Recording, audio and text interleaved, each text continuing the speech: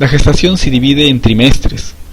Esos trimestres en los cuales se divide la gestación, obviamente ya hemos dicho, primer trimestre, los 3 primeros meses, o de la semana 0 a la semana 12.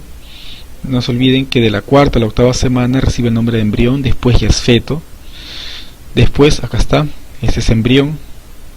El segundo trimestre, obviamente de la semana 4 a la semana 6, no, del mes 4 al mes 6, y semanas sería semana 13 a la semana 28.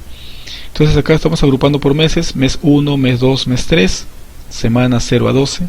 Este es meses solares, semanas lunares. Aquí segundo trimestre, mes 4, mes 5, mes 6 de edad gestacional, y las semanas, semana 13 a la semana 28. Estos son meses solares y aquí son semanas lunares. Aquí ya sea que se incrementan las náuseas y vómitos, ya es con mucha más frecuencia encontrar a las gestantes con estos síntomas, y el peso poco a poco va aumentando. Conforme desaparezcan las náuseas y los vómitos, va a ir aumentando de peso. Y en el tercer trimestre, obviamente son los 3 últimos meses de edad gestacional, mes 7, 8 y 9, o en las semanas, semana 29 hasta la semana 40 de edad gestacional, meses solares.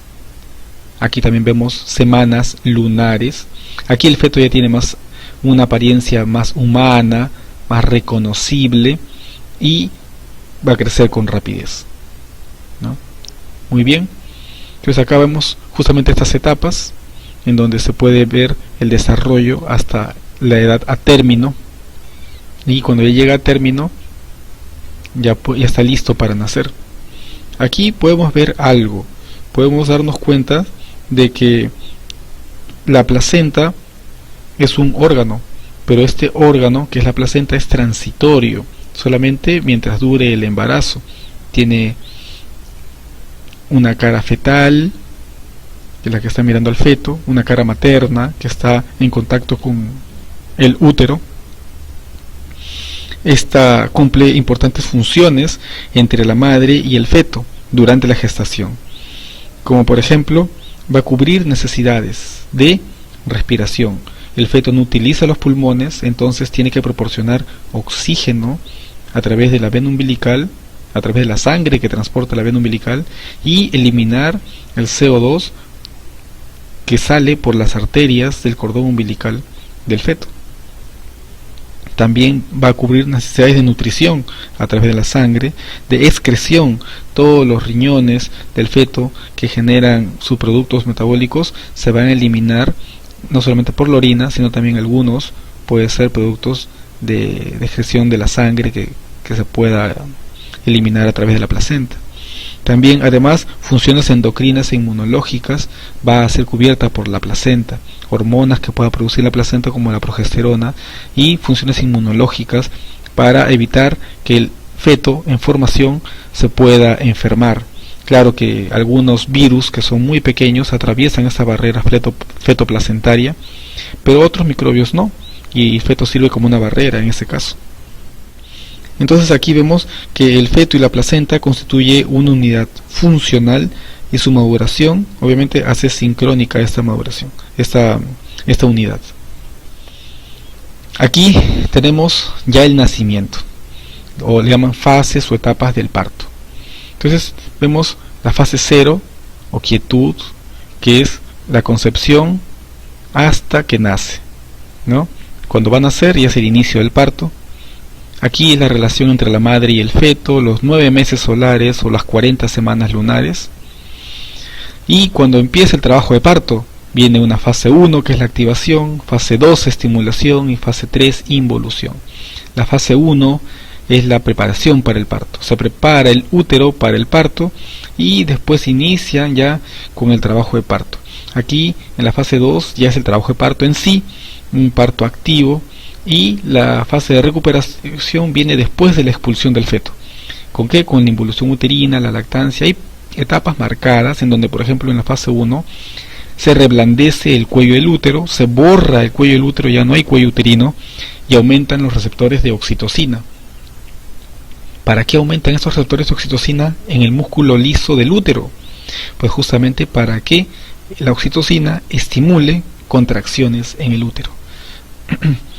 Se dilata el cuello del útero cada vez más para permitir la salida de la cabeza y del cuerpo del feto, y el feto va descendiendo poco a poco en este trabajo de parto, en esta fase 2. Y después que se expulsa el feto viene esta fase 3, en donde involuciona o se recupera la involución del útero, llega a disminuir el tamaño del útero. Obviamente va a recuperar poco a poco la fertilidad, pero no se termina esta etapa si no se realiza la expulsión de la placenta. Tiene que expulsar, así como se expulsa el feto, se tiene que expulsar la placenta, porque puede generar complicaciones como infecciones a futuro. Entonces acá podemos verlo en imágenes.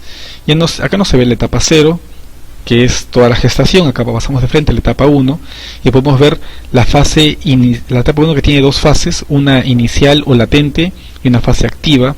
La inicial o latente, en donde se está preparando el útero, y la activa, en donde ya se está borrando el cuello del útero. Acá vemos el cuello del útero, aquí gordito, pronunciado, y aquí ya no está pronunciado, ya se está borrando, ya no está sobrelevado ese cuello uterino. Esta es la vagina. Entonces se está borrando el cuello del útero, y se borra para poder dilatarse.